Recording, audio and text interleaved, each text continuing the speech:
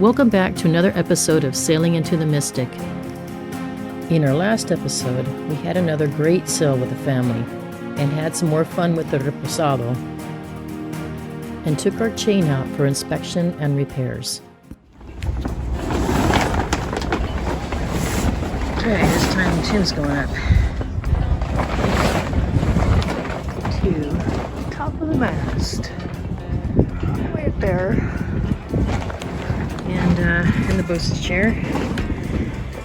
And he's going to try and take a look and see how we're going to install our B&G sensor that's going to measure the winds and whatnot. Build Detroit on a crane 260 feet in the air in a basket. Oh my God. Build a parapet wall all the way across that stadium. So go ahead, grab that line there.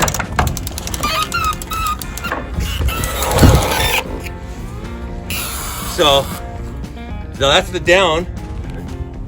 So pull tight on that one you got there in your hand. Now just push the button. With your foot.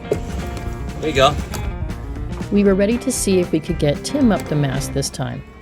Tim is 6'3" and much heavier than I, so we decided to connect 2 lines to his bosun's chair and call our neighbor Tom back over to assist us. He was to manage the line from the windlass while I managed the line from the winch on the mast. As Tom explained, he used to do a lot of work at very high heights, so he was always comfortable with giving us a hand on our mast endeavors. Tim needed to take a look at the very top of the mast to determine how to install the B&G wind sensor we were about to buy. He had a feeling he was going to have to do some modifications to remove the old one and install the new one. Now that our work was done, it was time to play. Our friends John and Michelle were in town.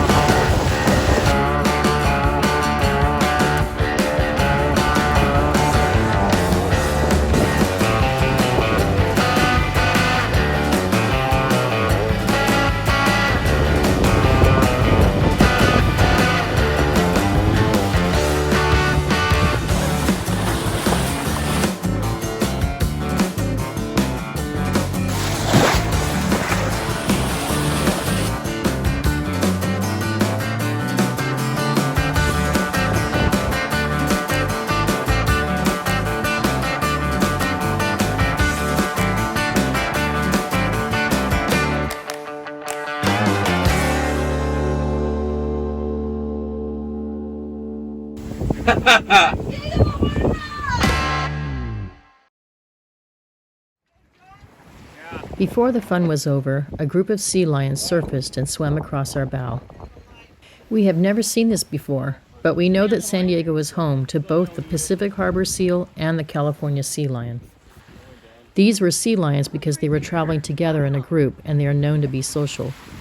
The harbor seals usually tend to be solitary, but can be found at the children's pool in La Jolla when they are pupping and nursing. We couldn't tell where these sea lions were heading, which made our observation of them even more exciting. As the sun set, we were still finding reasons to stay out as long as we could because it was another wonderful day of sailing and we didn't want it to end. There's Jess out there learning how to dinghy. She's learning how to steer it. Her mission is to go pick up that little guy that fell down. I don't know why, but my brain has a really hard time steering with a tiller handle. Sailing the world on our 40-foot catwalk. Recently, Tim and I were sailing our 16-foot Hobie Cat in Mexico with our dog, and the winds picked up while I was at the helm. Tim told me to quickly turn one direction, but instead I steered in the other, which resulted in the Hobie Cat capsizing. It took a good 45 minutes before Tim could flip the Hobie Cat back over while I was doggy paddling with our panicked dog. Still a little traumatized from that event. I felt like I needed the practice. Got to, honey. That's your man overboard drill. That's your man overboard drill. Neutral.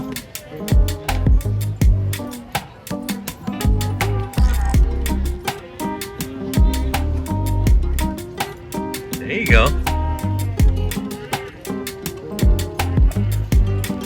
Success. You saved me.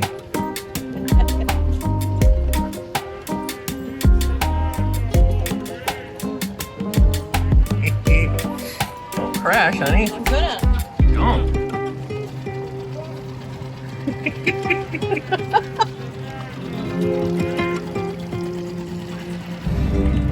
Alright, we're gonna run out to the open ocean and try and get some photographs of the boat in full sail. We're just getting out there a little early, so it's perfectly calm right now. Jess is preparing the boat and putting some of the stuff down below, so it'll be picture perfect.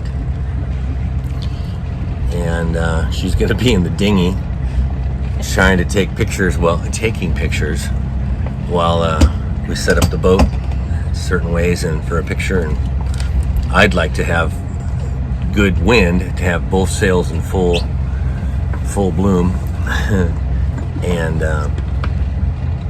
make for a good picture. So that's the plan. So we're just heading out now and getting things ready. We'll see how things go.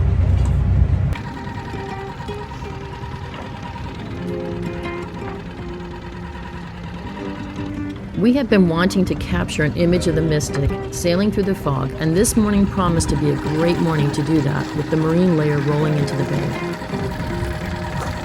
Without a drone, this was the best way to take full shots of the Mystic. I was starting to get used to the steering, but I was pushing my limits by trying to take photos at the same time. There was only a slight breeze, so it was hard to get a good photo with the wind in her sails.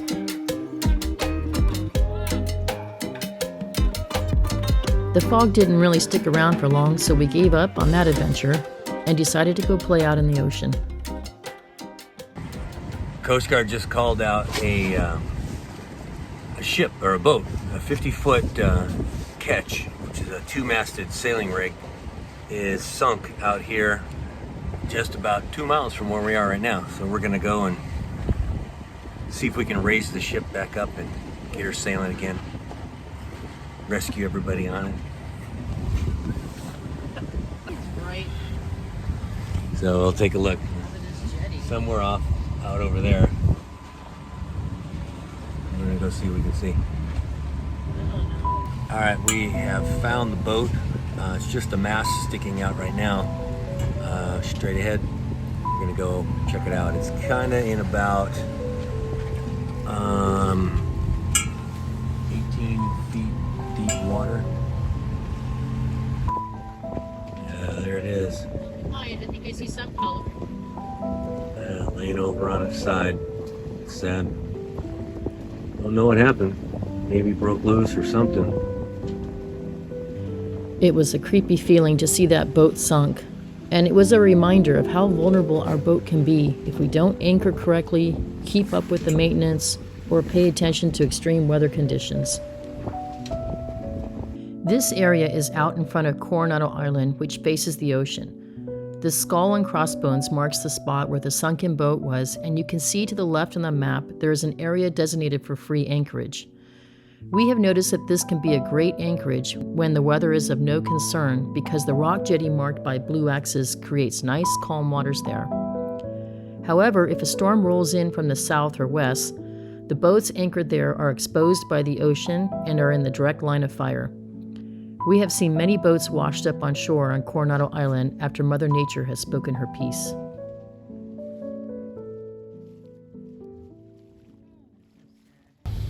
It was time to move on to another adventure. We noticed a bunch of boats were gathered out in front of Point Loma, so we thought we would go take a look. We arrived just in time to see a whale spout.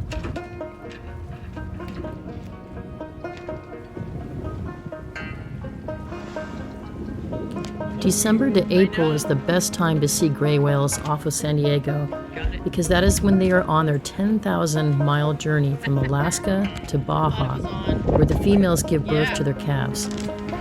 This is one of the longest migrations any mammal on Earth takes.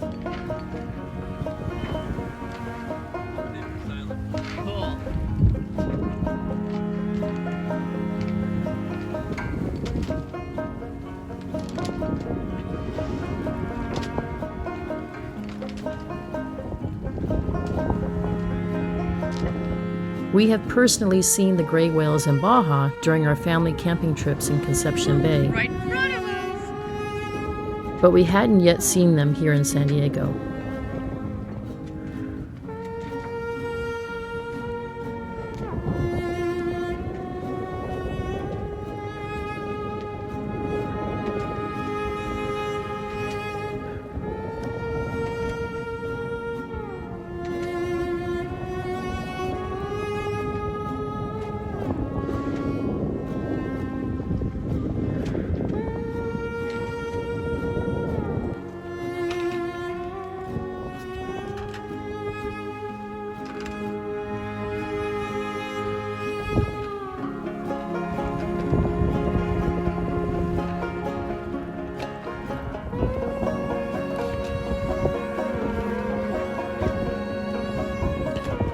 You could tell this was a gray whale because the dark gray skin was covered with white blotches and there were little bumps or knuckles on the back between the dorsal hump and the tail fluke.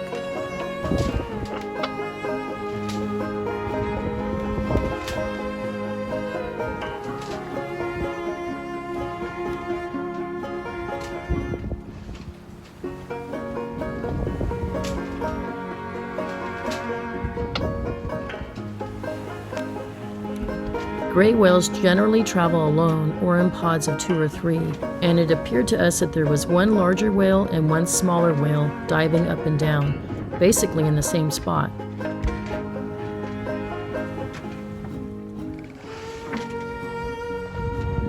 Oh, honey.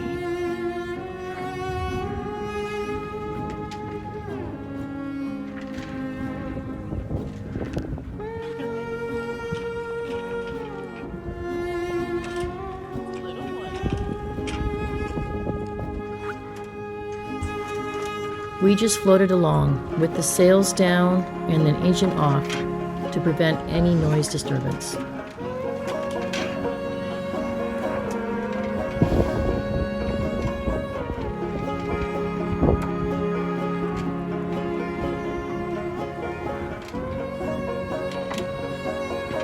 Eventually, all the boats left, and we now had our own personal viewing of the gray whales.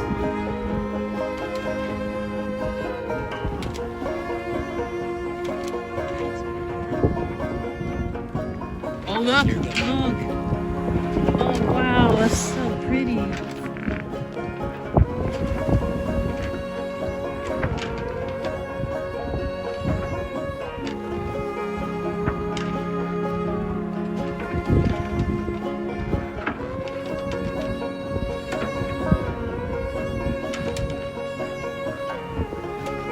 Just right there on the surface.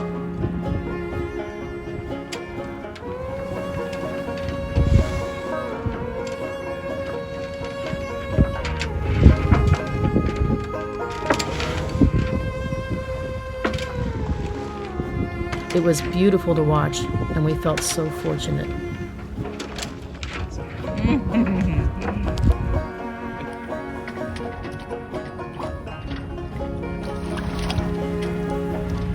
Eventually, the whales disappeared, and we found ourselves floating in the kelp forest. The fog was dissipating, and the sun was able to create the lighting we needed to see the glamorous array of colors from the kelp growing in the deep blue sea.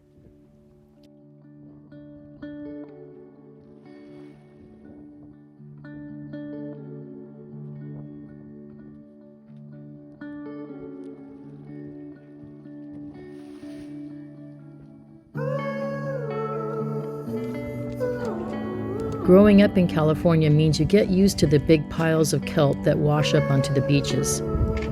Usually you get disgusted with them because as they dry up, they stink and attract flies. However, seeing the kelp growing in its sea forests gives you a whole new appreciation. This is a famous dive spot for worldwide divers because it is so mesmerizing to swim around with the fish in the tall kelp vines.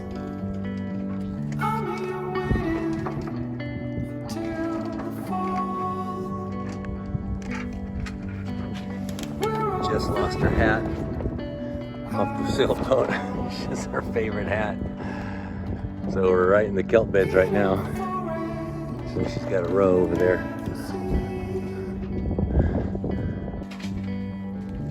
Did you get your hat, honey?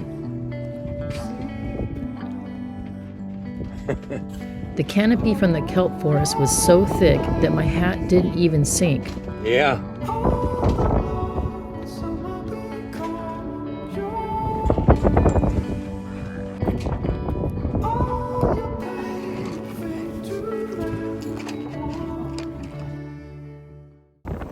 Stay tuned for our next episode, where we test our skills and engage in our most challenging sail yet. We receive a welcome visit from our favorite sea creature and begin to host important social events. Hey, thanks for tuning in to another episode of Sailing into the Mystic. If you enjoyed this episode, please hit the like button, and we love hearing from you, so it'd be great if you could leave a comment below. Subscribe to our channel to be notified of our new episodes. Thanks again, and we'll see you next week.